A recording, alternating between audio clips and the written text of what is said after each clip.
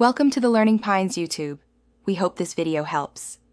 You're in Forza Horizon 5. Start by loading into free roam or the festival, then go straight to your garage.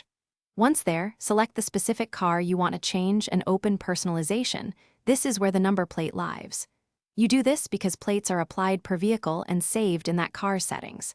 Make sure to enter the customization submenu. Once done, highlight the number plate or license plate entry. You're ready for the next step, editing text and style. You now edit the plate's text and visual style. You should type your desired characters, keeping to the game's character limit and allowed symbols. That prevents rejection. Next, choose the plate background, font, and region. These affect visibility and aesthetic, so pick what reads well while driving. Once you make selections, preview the plate on the car model to check alignment and spacing. If something looks off, tweak font size or re-enter text. This is the complex middle step that ensures a clean final result. Finish by saving and applying the plate to the car. You must confirm for the game to write the change.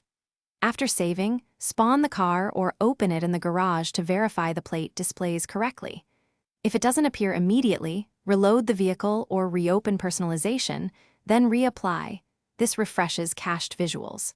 If your text is blocked, swap out prohibited characters or select a different region or generic plate option. That one troubleshooting tip.